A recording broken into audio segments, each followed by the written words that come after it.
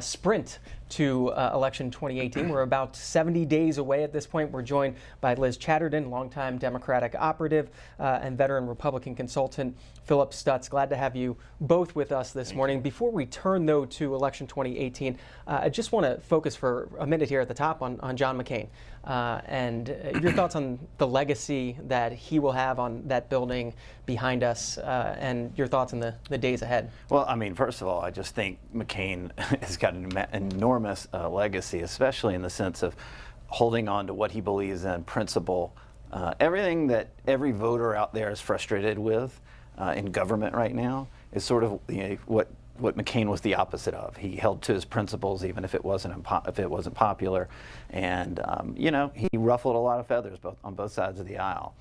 But his legacy is huge. And look, I remember in 2000, I worked on Dan Quayle's presidential campaign, and McCain's presidential campaign was literally like 2 blocks away from us in Arizona. It was like these 2 presidential campaigns in Arizona, and no one gave either one of us a chance. I knew we didn't have a chance on Quayle's campaign at the time, but eventually I ended up moving over to the Bush campaign, and then I had to see McCain's campaign on the other end of it. And it was a fascinating turn. That 2000 race really will be, from a campaign perspective, one of the most unbelievable primary elections I've ever been a part of. Liz Chatterton, did you ever work on a campaign against John McCain? I did not, actually, but I actually did see him in a grocery store a couple of years ago here in the greater D.C. area, and I recognized him. He's a very humble man in a suit, and I thought, my God, that's John McCain.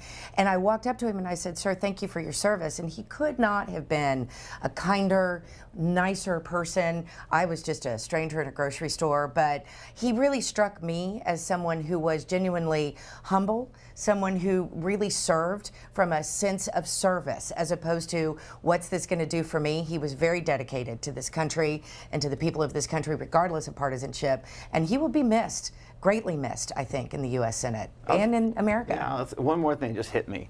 I knew a lot of people that worked for him, and they all said, without doubt, that he always took everybody's advice. He wasn't, like when he came to a position, he held his position.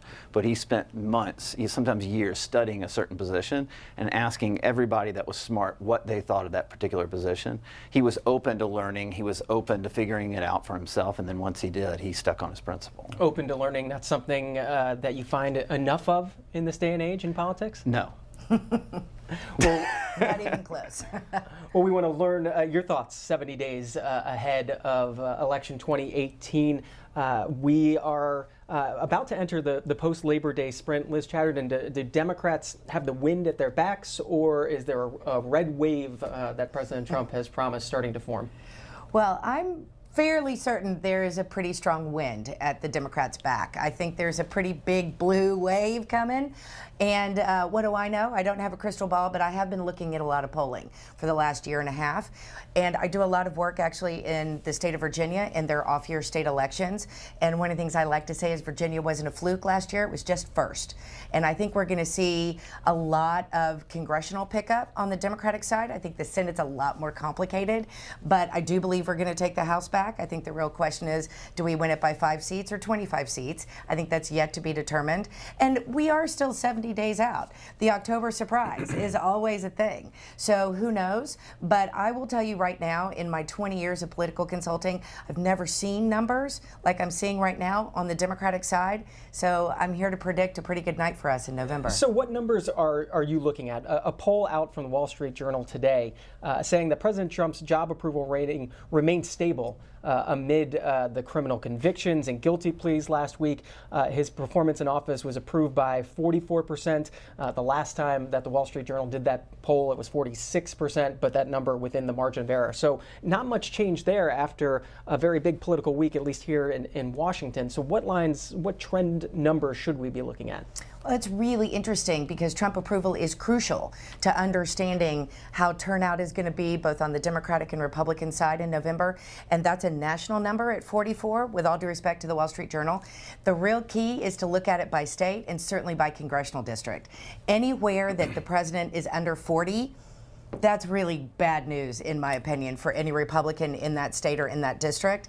And so as you go around the country and you're looking at, for instance, California, 5, 6 Republican congressional seats. I happen to be working in a couple of them. He's way under 40 in those districts. That's really hard for a Republican incumbent, whether they distance themselves from Trump or not, to overcome. Phillip Stutts, two other numbers from that polling. When voters were asked which party should control Congress after the midterms, 50% said Democrats, 42% said Republicans. Democrats also have an edge in voters' level of interest in the midterms, 63% expressing high interest compared to just 52% for Republicans.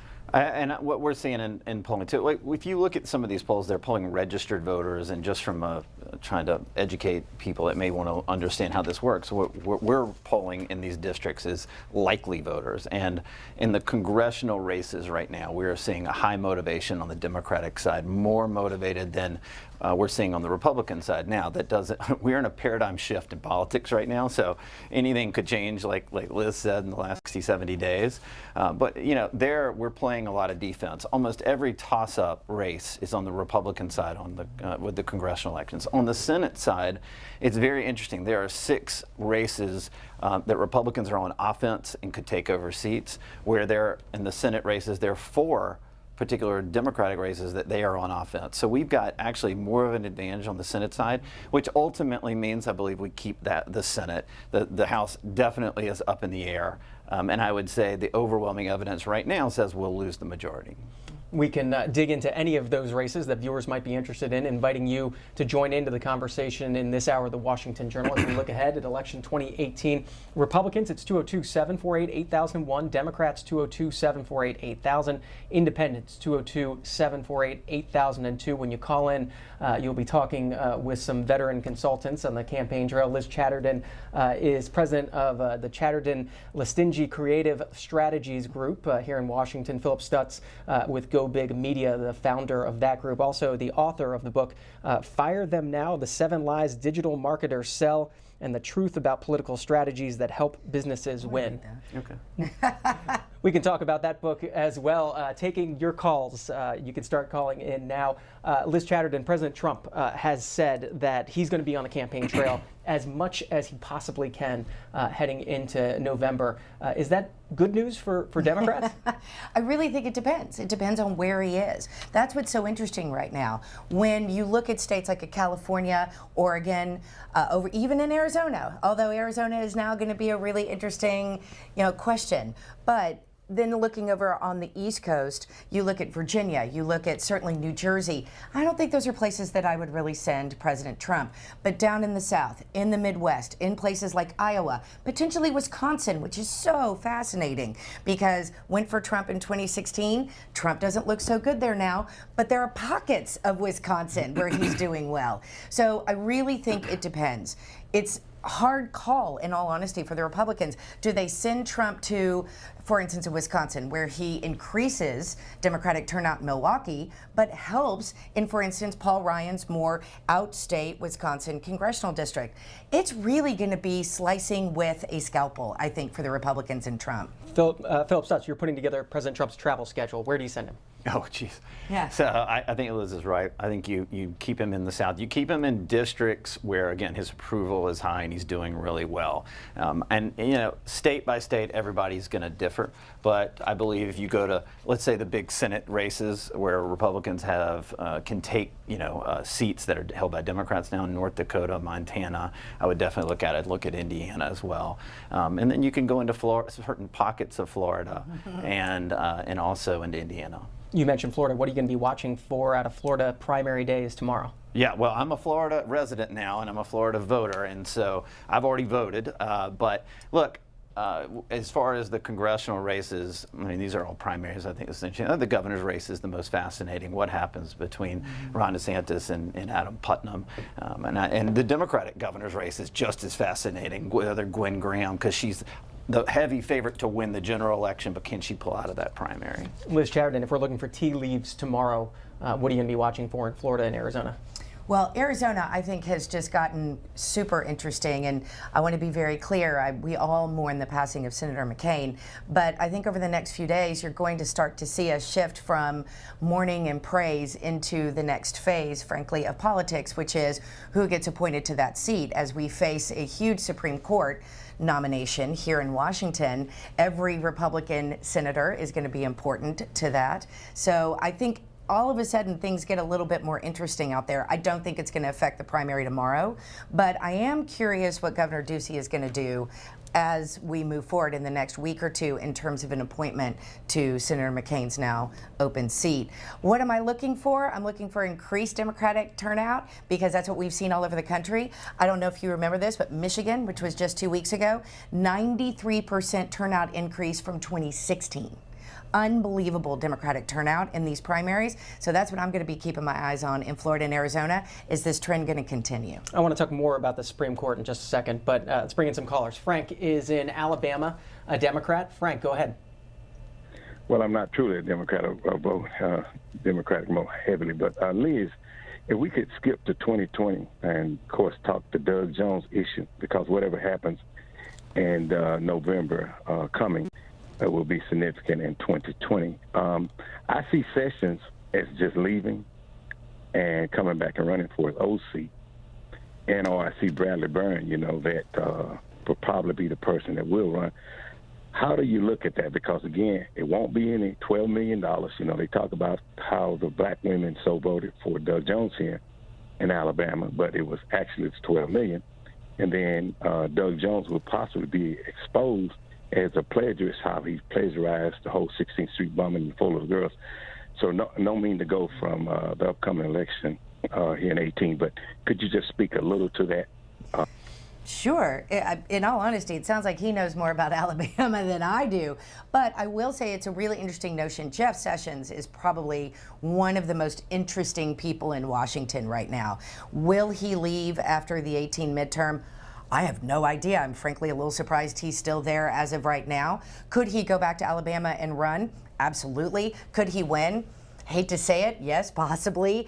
So interesting the times that we live in right now.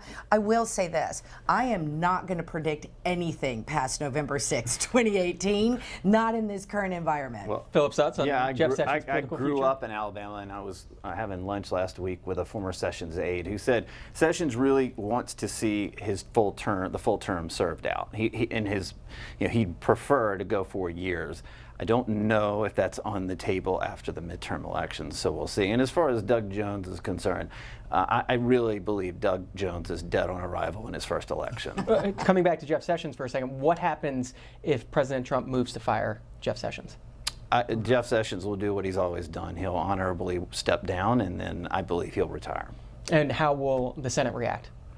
Well, it's a good question. I just don't know. I mean, there's so many variables. As we know, everything changes every single day, so trying to predict what's going to happen in 2 months is almost impossible. But here's the thing. Look, there was nobody that supported the president more than Sessions did in the campaign.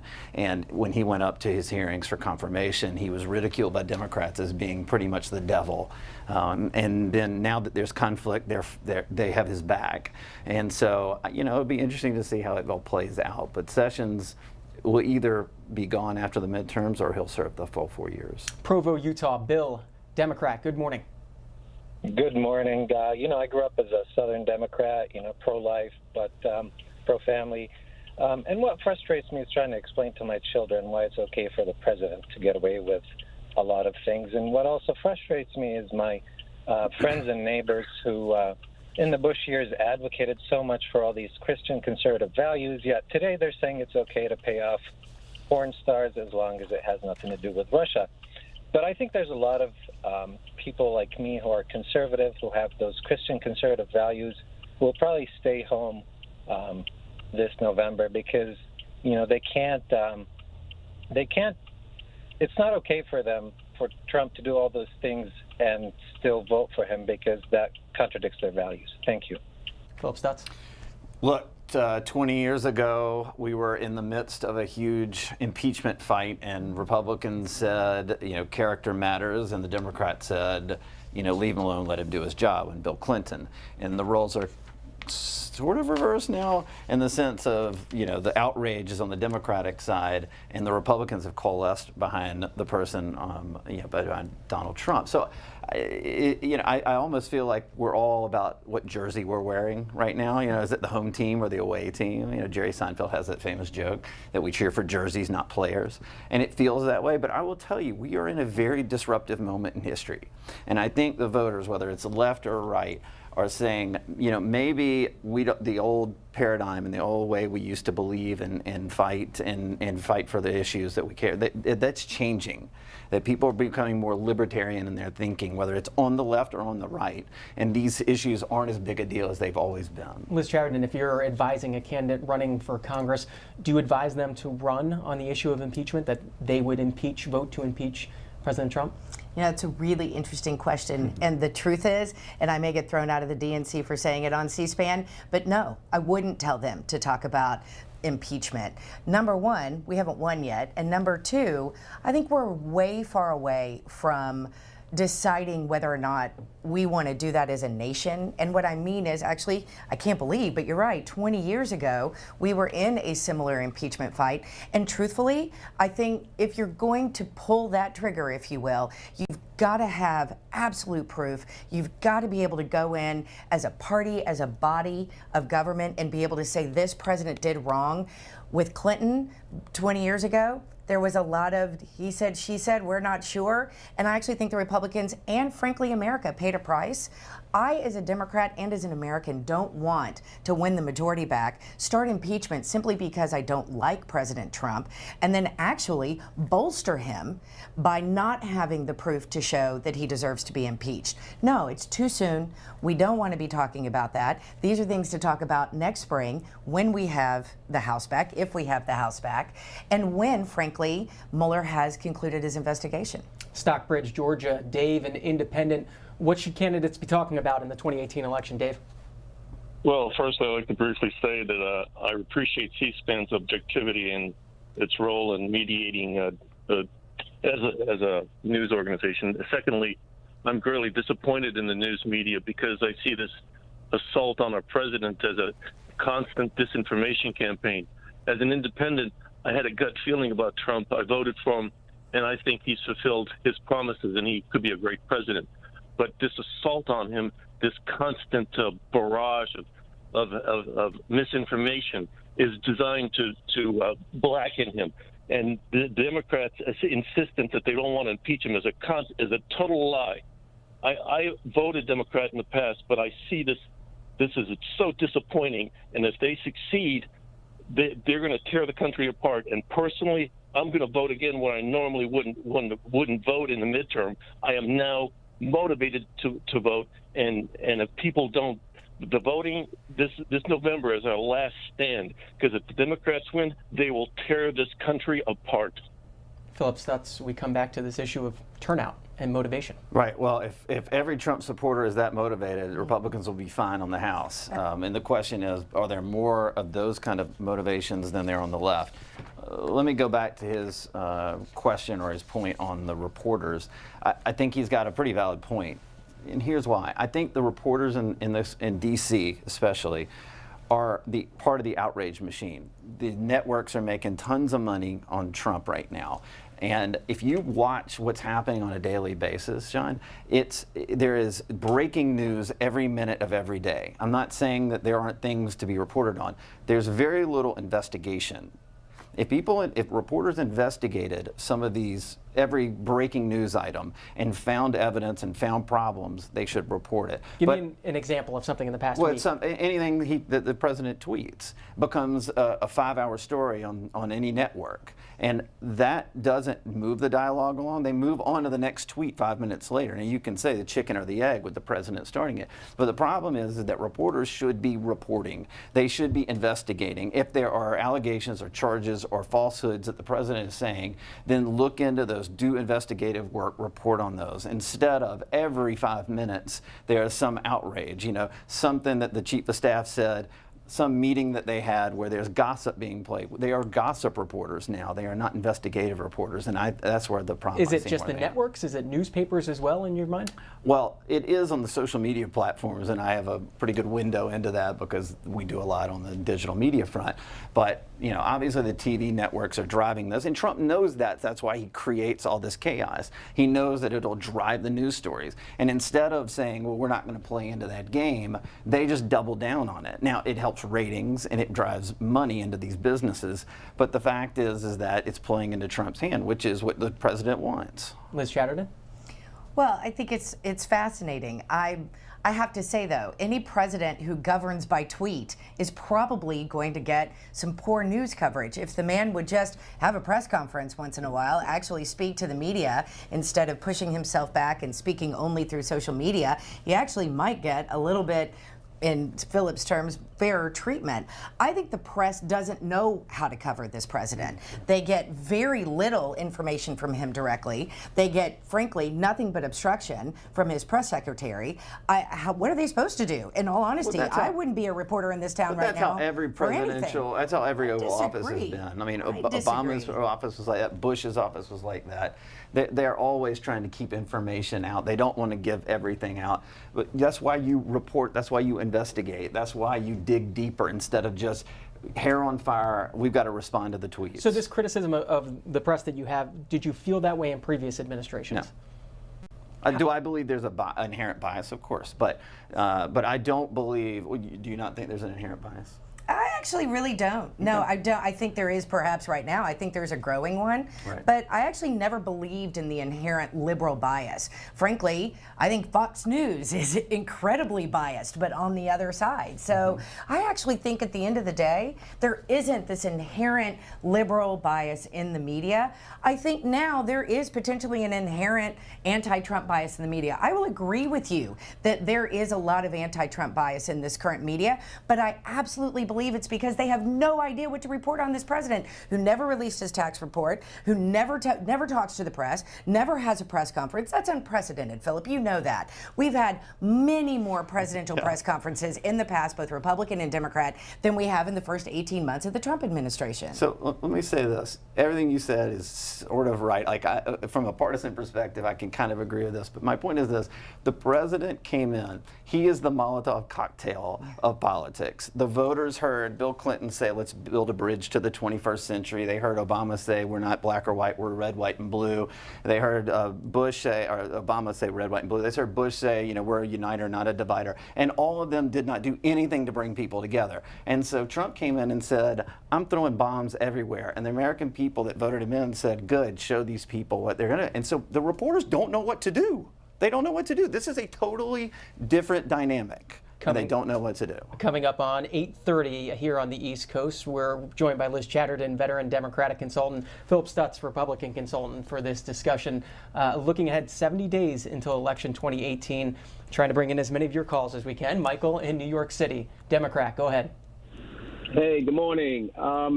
First, I want to put a shout out to John McCain and his family. Godspeed to them. And he was a strong, strong man and really convicted to his beliefs. Secondly, this gentleman that you have there talking about Trump and that the media is biased about him, Donald Trump, I live in New York City. I know this man since 1979. This man has never, ever been loyal to anybody but himself, and all he does is lie. We can't dig into his lies because his lies come every 5 seconds. So how do you dig into that, sir? You report. That's what reporters do. That is their job. That is what they came into this business to do. If you told me I was to run a campaign and I was just to talk and not dig and research a campaign and run a campaign and take research and polling and realize how to help my candidates win, that would be not what I'm paid to do. Reporters are paid to investigate and report. Liz Chatterton, a question from Hammy on Twitter. To win an election, Democrats have to have an agenda. Floating from one cause to another without a focus, the blue wave is faded. Interesting. I actually would argue that we have an agenda. It is a very broad, and I will absolutely say somewhat ill-defined agenda. In many ways, it's simply an anti-Trump agenda, which I have to be honest, when I'm out there in polling, it doesn't really matter whether or not I have a specific issue, as long as my candidates say I disagree with the president. Pretty much every Democrat in the poll says I'm with you. I think what's really interesting right now is the plethora of issues that are coming up. It's something I actually had some discussions with fellow consultants, which is I've never seen the voters as spread out on issues. He's absolutely right. The person on Twitter, which is usually there's 1, 2, 3 issues that you end up running on. It's the economy stupid type of things. This year, no fewer than 10 issues. Every time I get in are what people want to talk about. So it's not so much perhaps that we don't have an agenda, it's that my voters are everywhere from immigration to women's rights, all the way over here to healthcare. They are so spread out, it's really interesting. Let's focus on one of those issues you brought up earlier, the Supreme Court. Here's an ad from Republican Rick Scott criticizing Democrat Bill Nelson over his treatment of Brett Kavanaugh, the president's nominee. Rick Scott, and I approve this message. June 27th, Supreme Court Justice Kennedy resigns. July 2nd, Senator Bill Nelson pledges to vote against the new Supreme Court justice, no matter who it is. July 9th, respected Judge Brett Kavanaugh nominated to the Supreme Court. August 3rd, U.S. senators from both parties schedule meetings with Judge Kavanaugh. But Bill Nelson refuses to give the judge a fair hearing, won't even meet him. Bill Nelson isn't representing Florida. He's not even doing his job. That's one of the ads about Brett Kavanaugh. Here's another from the fiscally conservative Club for Growth, their ad going after Democrat Claire McCaskill in Missouri. Clock's ticking for Claire McCaskill. Weeks after President Trump nominated Judge Kavanaugh for Supreme Court, McCaskill won't say how she'll vote. But when Obama was president, McCaskill supported his liberal Supreme Court picks without hesitation, endorsing both within hours. But now Claire's clammed up. Same as she did with Gorsuch, McCaskill's refusing to back a qualified, respected judge simply because Trump's president. Tell McCaskill, Missouri comes first, not politics. So where does the Supreme Court rank in terms of voter turnout for Democrats and for Republicans? Well, that's incredibly interesting. Right now, on the Democratic list, it's pretty far down. I'm not going to lie. I think it's very potential that as this heats up and we learn more about Kavanaugh and it really starts coming down to a vote, I actually think it may increase in terms of prioritization amongst Democrats. But right now, it's really not a priority, which is part of why I'm not sure those ads are as effective as the Republicans want them to be. They're very convoluted. It's hard to explain. And frankly, at the end of the day, while I think both base parties, the Democrats and Republicans, their base is really interested in this, I think what I like to call normal people in the middle who end up deciding elections, I don't think they wake up every day worried about Brett Kavanaugh's appointment to the Supreme Court. I think it's a fair point, and I would also say these are ads that are being run in the moment. They will not be ads that will be run in the last 60 days of the election, right? These are, as a hot topic when these ads were run. The other thing is these are two of the most vulnerable Democratic incumbents, and if you look at the polling, here's what either Democrats and Republicans say about the issue of Brett Kavanaugh. They may be for him, they may be against him, but they believe they should have a fair hearing. That's why those ads say fair hearing. That doesn't mean he gets, confirmed or he gets, they vote no. But what the polling is saying in both of these states is, well, give him a fair hearing. Go meet with him, and it just shows look. You're trying to give 100 different notches, so when that person goes into the polling booth, they pull the lever for the candidate you want. This is one of those, and what they're trying to say is they're not even reasonable enough to even have a meeting with him or hold a hearing for him and all these things, and that's the point of the ad. Chris is in Colorado Springs, an independent. Good morning. Good morning. Thank you for taking my call, C-SPAN. I wanted to bring up at this time the burgeoning cannabis industry, which is offering up to $1 billion a state in revenue, and yet here in Colorado, the cost of processing the cannabis before it reaches the market for pesticides is being passed back to the producers, which could destroy the industry. And this is ridiculous. If the 21st Amendment had spun out with different codified results and alcohol could only be produced in certain states, there'd always be an overabundance, which is a second attachment problem that goes with it. Now, the one thing this president did in his the cycle, I personally supported Bernie Sanders, that he said that we should move away from the federal restrictions on cannabis. Well, that's the one thing he got right, and I tapped Bernie Sanders and said, why don't you jump up with his legislation to do just that at that moment, and did not. And Chris, we'll take your point. Liz Chatterton on the cannabis issue in 2018. Well, it's very, very interesting. Again, very much state by state. I did hear yesterday, though, Oklahoma, I believe, passed, I can't remember, and I apologize, whether it was medical marijuana only or actual full sale of marijuana, of cannabis, but apparently they had applications for over 12,000 licenses after their first day of opening that up just a couple of weeks ago. Point is that I do think 10 years ago, nobody was talking about this, and now we're seeing this spread across the country. I think the states and the federal government are going to have to come to some type of agreement at some point, and I actually find it fascinating that Jeff Sessions, head of the Justice Department, said, I want to crack down, and then he sort of backed off from that. Now, he's a busy man and he has a lot of different focuses right now, but the bottom line is this. I actually kind of agree with the caller. I think the feds should get in line with what the states are doing and let the states roll this out. It was medical marijuana in Oklahoma. Here's the Associated Press story on the application system in that state getting over some 1,600 submissions on opening day. I inflated that number. Phillip Stutts, you've got Perry in Fort Lauderdale, Florida, Democrat. Go ahead. Hi. I got to tell you guys, as a Democrat, I couldn't be happier that Trump is president. This guy in 2 years has done more for Democrats than Hillary could have done in 8. If Hillary were president, first off, we never would have won all the special elections. We'd be losing seats in the House this year instead of gaining seats. And it could be 10 years before we have a chance to get the House. Not only will they get the House in 2 months, but we'll get in 2020, we'll win the election, we'll get the presidency, we'll have the Senate, we can start working on health care for all, and we can actually make this country great again, because Trump has ruined it. And I really want to get you guys' opinion, especially Liz. Well, Liz, do you want to start then? Well, I love it. Absolutely. I couldn't agree more. I think I will say that when I am on polling calls and when I'm on strategic calls throughout the country right now, someone will say, what are our GOTV plans? And usually myself or someone else says, we don't need any GOTV because Trump is frankly a one-man GOTV organization for the Democrats. I'm going to agree with your caller wholeheartedly. Going back to my point about the spectrum of issues that Democrats are focused on right now, from immigration to women's issues to health care to, frankly, jobs.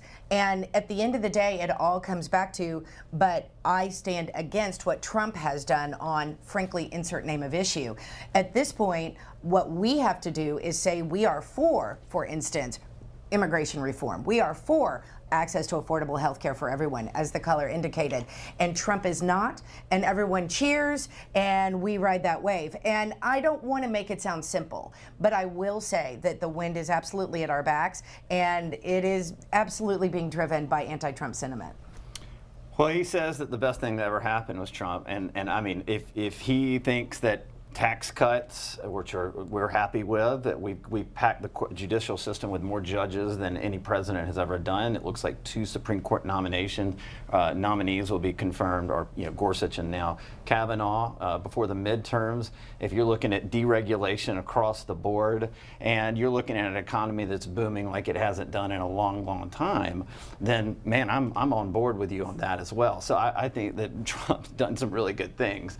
Now I agree that I wish the rhetoric would die down a little bit on the Trump side, but again, he came in as a chaos president. People knew that he was going to be a chaos president, and he has delivered on being a chaos president. And so we'll see, on the midterms how it ends up playing out. But here's what I'd also tell you, is that the fact is that if you look at precedent, in 2010, that the same kind of sentiment was going around with the Republicans, that Obama was the best thing that ever happened to Republicans. And Republicans did. They dominated state legislatures. They dominated governor's offices. They dominated the House. They did not get back the Senate, which is very similar to what we think is going to happen this time around. But ultimately, Republicans overplayed their hand in the 2 years from the re-election of the president, and the president won re-election. So we will see, what the most fascinating part of everything that we're we're talking about right now is if the Democrats get the House and they decide to conduct hundreds upon hundreds of investigations on everything and anything, then does that overplay their hand and help reelect this president? Keno is in Lakeland, Florida, Republican. Good morning. Yes, praise be for C-SPAN, which one man said one time is a national treasure for this country. I want to talk about some of us Republicans that I call us the moose herders, and we have the moose herders agenda, and I wonder if the consultants would comment on this idea, if I can gain support to get moose herder Republicans want Democrats who will help make Mike Pence be successful in 2019. If you can campaign saying we're going to work to make Mike Pence be successful. And, you know, there's a parable. A fox has been coming in the barn and eating corn. He ain't got the chicken yet. But we got to talk. That fox can talk. You know, I'm talking about Putin. That fox can talk, and we got to tell him, don't come in our barn anymore. We're going to cut your tail off. Now, I don't want to kill you. You stay over there in the woods and live. But we're going to cut your tail off if you come in the barn anymore and try to get our chickens. And so that means I want Mike Pence to work with John Huntsman, you know, our ambassador in Moscow, and we're going to come up with a cyber war rules of engagement with Russia. And we're going to say that we cut the fox's tail off. They don't stay out of our barn. And then I want Democrats that can join in and support Mike Pence and John Huntsman. Got your point, Keno. Phillip Stutts. I have no idea, but I will say that, look, we do need to have a stronger cyber presence going into 2018, 2020. And frankly, one of the things that he said was getting Democrats. I mean, listen, this president is, you know, in that approval range of 44% to 46%. But the fact is he does pull independents. He does pull some Democrats. He actually is polling higher among African Americans than any Republican president ever has. And so can he pull enough? Are there enough issues? And is he the right messenger to do that in the future? We started this conversation talking about Senator McCain, his death over the weekend, and the memorial services this week. I did want to show you a live shot from the White House. The flag back at full staff at the White House. Mark Knoller, CBS News White House reporter, noting that the flag is back up at the White House. President Trump, he noted, did not issue a proclamation on the death of Senator McCain. He sent out a tweet. The proclamations usually call for flags to remain at half staff through the day of internment, which of course is Sunday at the Naval Academy. Any thoughts on that? No, I mean, I wish they would leave the flag at half staff, but, you know, I tell people this, John, all the time. If you are so concerned about everything the president does, you're going to be spinning in circles 24/7. Live your life. Turn off the news. Just go be a productive person and don't worry about that. Look at what happens with the bottom line of this president. And if you are so enamored by all the chaos, you're never going to sleep. You're going to be checking your Twitter feed or your news feeds all day long. And the best thing to do is, like, look, there's going to be things that I don't agree with this president. But I typically say, well, I'm going to go live my life, run my business, study, think about other things, love my family and all that, and not worry about every little thing that could drive me up the wall at some point. Liz Sheridan, did you want to weigh in? Yeah, I have to say I'm blown away, frankly. I mean, I'm looking right behind you, John, at the U.S. Capitol live shot, and the flag is at half mast. I think it's disgraceful. I'm hoping that they correct this throughout the day. The flag should be at half mast, and I'm generally, frankly, pretty surprised and pretty shocked. And while I agree, Philip, I think we should all live our lives more and spend less time on social media and less time obsessing about television and the president. At the same time, I actually think that this is something that I hope Americans will take to social media about. I don't know about take to the streets, but definitely voice their opinion about how the flag should be at half-mast in the White House. About 15 minutes left in our conversation this morning with Liz Chatterton, Phillip Stutts. Bob is waiting in Springfield, Virginia, Republican. Bob, go ahead. Thanks for giving me a chance to call in.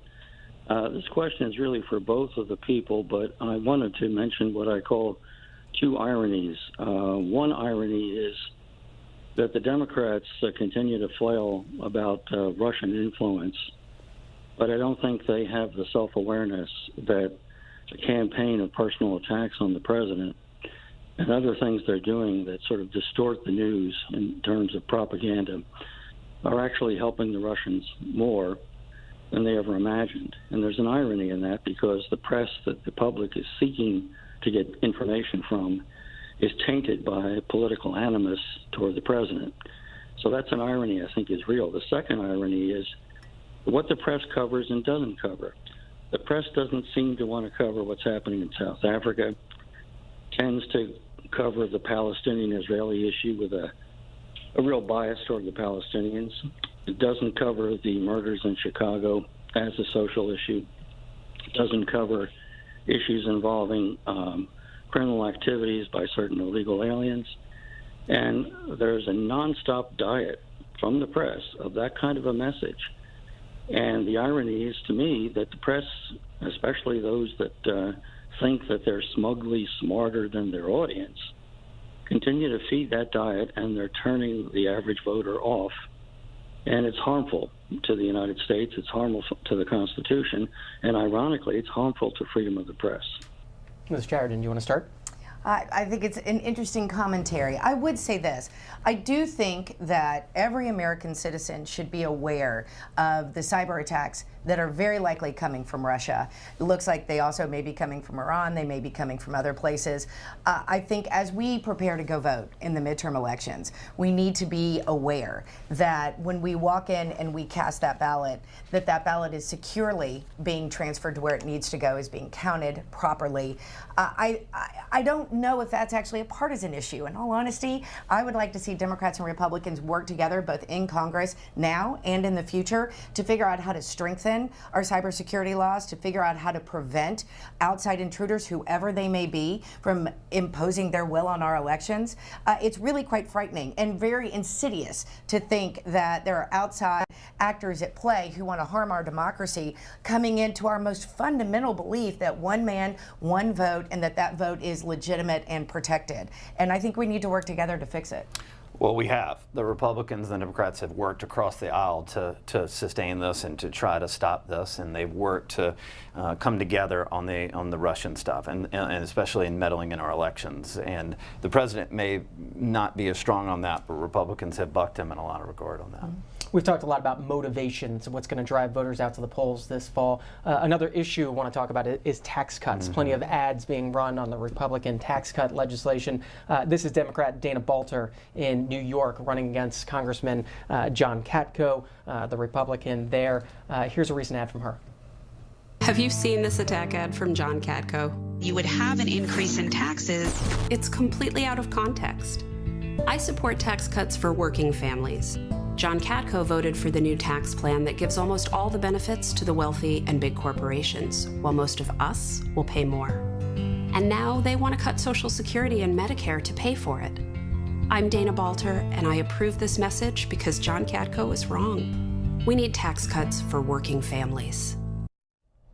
As you said, plenty of ads like this in this cycle. Here's one more from the Democratic super PAC run by Nancy Pelosi, or supported by Nancy Pelosi, against Iowa Republican David Young. David Young paints a picture of working for Iowans. Truth is, that's just a load of you-know-what. In Congress, Young took hundreds of thousands from insurance companies in Wall Street and voted for a tax bill that gives them huge tax cuts, even though the plan ultimately raises taxes on middle-class Iowans and saddles them with a huge national debt. Turns out David Young is serving his donors, not you. House Majority PAC is responsible for the content of this advertising. Liz Sheridan, first on those ads and what they're going to accomplish. Well, I have to say, I think the first ad was far more effective than the second ad. I think not only have we seen in recent years a greater need for a candidate of either party to be able to authentically speak to camera, thereby speaking to voters with a genuine voice. That's how you begin to impart a trustworthy relationship between yourself and the voter. I think the second ad, and I understand campaign finance laws, so I understand how they had to make that ad, but I don't think it's nearly as effective, frankly. I think it's cartoonish. I don't, with all due respect to whomever made it, probably a friend of mine, I didn't think it was that great of an ad. But I thought the first ad was really effective in being able to show genuine and authentic response.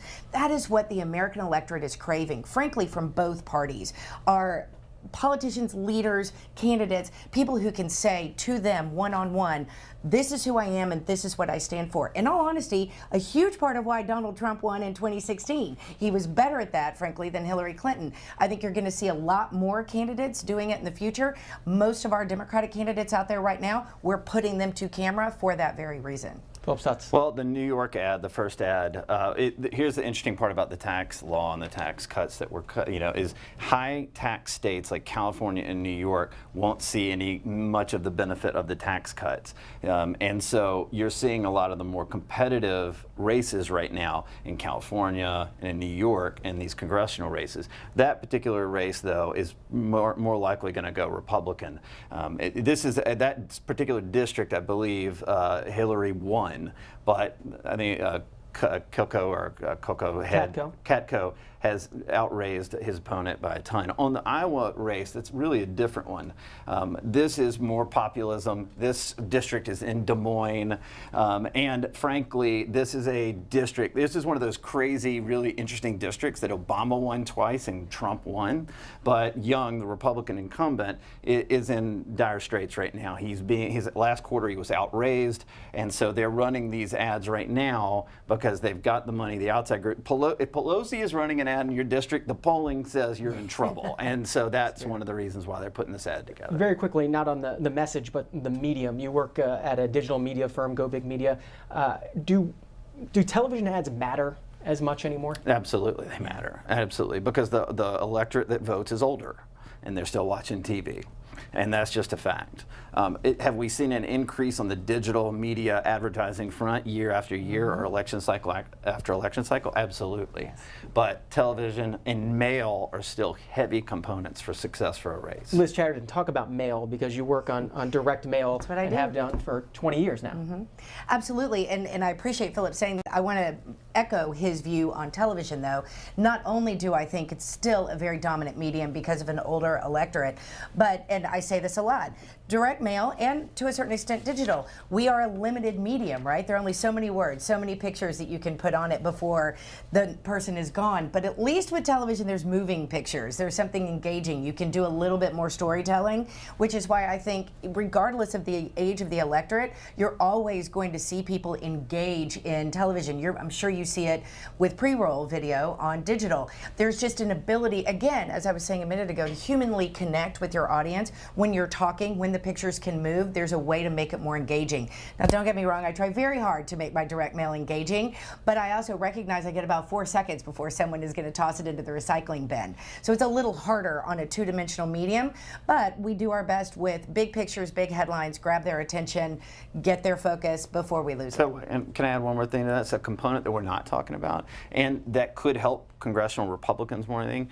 is there's the Congressional Leadership Fund, which is a super PAC, and they are putting actual people in, they're opening offices as a super PAC. They're not, every super PAC that has ever existed runs TV ads or digital ads or drops mail. And the Congressional Leadership Fund is, they're on the Republican side. This is, backed by the Speaker, and the guy Corey Bliss runs it. But they are putting offices all over the country, and they are hiring people to go door to door to build personal relationships. That's never happened on the super PAC side. So if there's one area that Republicans should feel encouraged about, it's not just that we're running the same kind of ads in the same ways that sometimes work and sometimes don't in the wave election.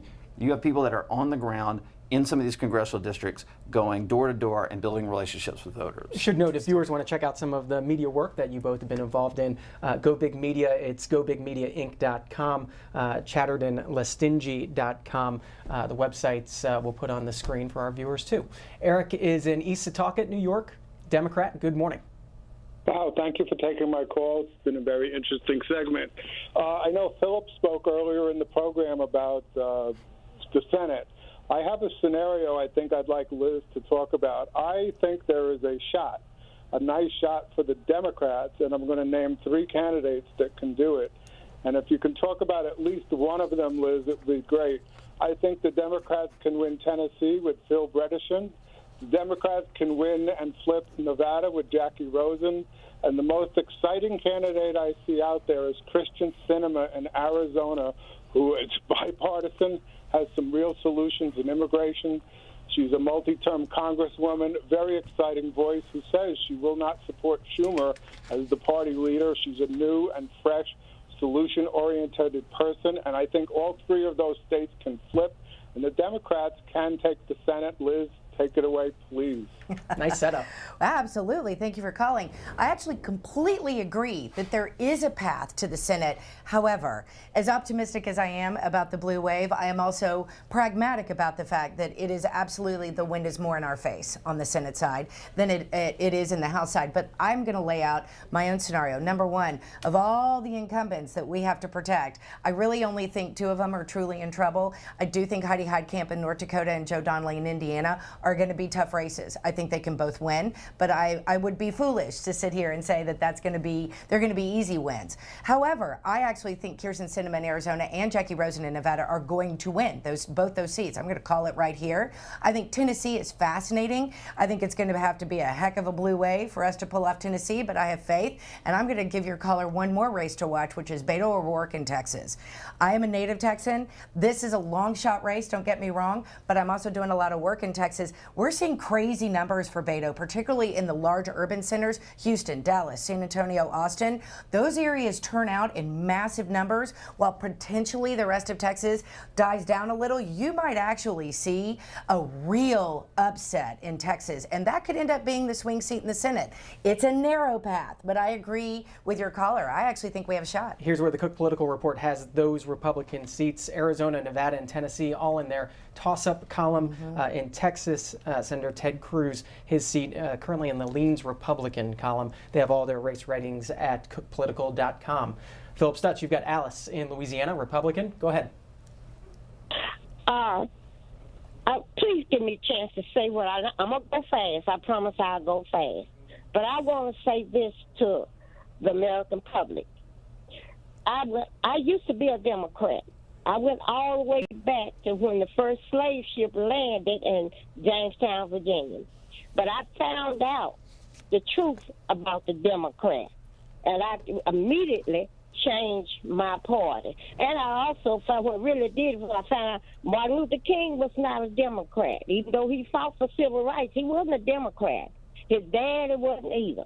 Okay, I found out if Democrats don't win elections by solving problems and coming up with great ideas, they buy votes. Okay? And I'm going to tell you, you got all these young people that have went to these big universities, and they have not been taught how to think. They have been taught what to think. And all of them believe that the government is supposed to just give you everything free.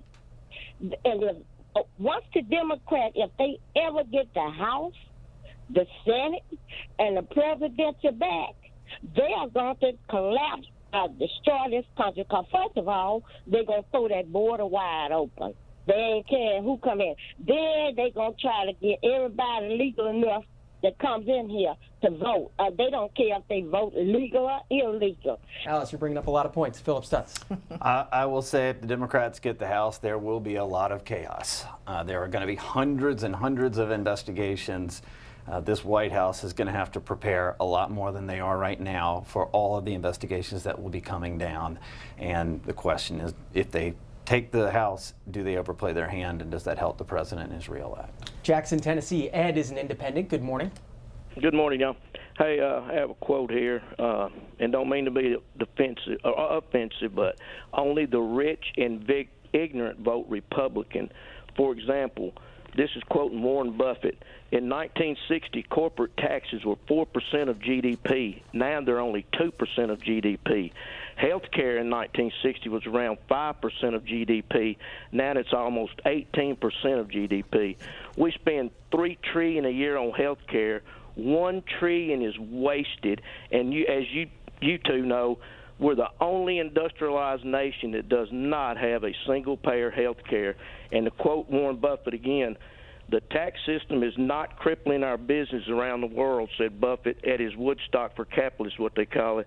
It is the healthcare system, which is a tax in another way.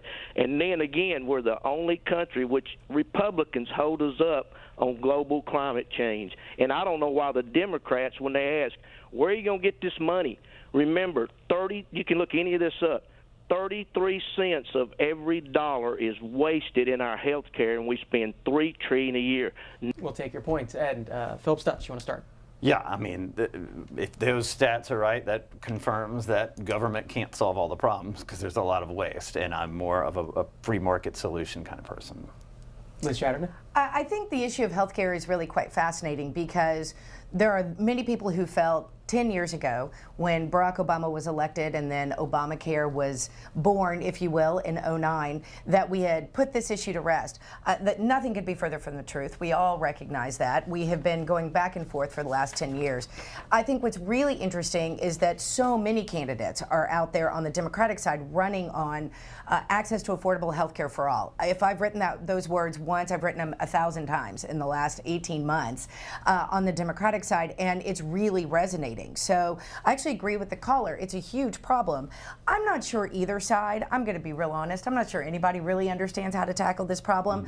But I think both sides recognize that it is a ginormous problem in this country. And I am hopeful that when the Democrats take the House back, if the Republicans still have the majority in the Senate, maybe that's an opportunity for real bipartisan compromise on how we get affordable access to health care for all. Just about a minute or two left. Time for one more call. Brad, Florida. In Miami, Florida, an independent. Go ahead. Yes, hi. There was an earlier comment about from the Republican consultant about paying attention to major issues and not to the tweets. And I think this has been true all the way through the campaign and on up. I think media kept paying attention to what outrageous thing came out and gave Trump more time. And the consequence is it's like the Hollywood idea is bad press is better than no press, and we kept seeing this. And I think media needs to take some responsibility in looking at climate change and looking at health issues and looking at poverty and not the dangling keys over on the side. It's like magic, smoke and mirrors, look over here. Meanwhile, they were focused on Pruitt's desk and not what was happening in his department. Same thing in the Department of Education. Thanks. Brad, thanks for the call. Phillip Stutts. The press did a great job investigating Scott Pruitt. And this is the point ultimately I'm trying to make.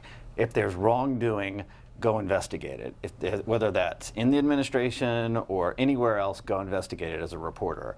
If your job is every day reporting on the tweets, I think you're adding to the negative dynamic of the environment right now. Liz Chatterton, our last 30 seconds.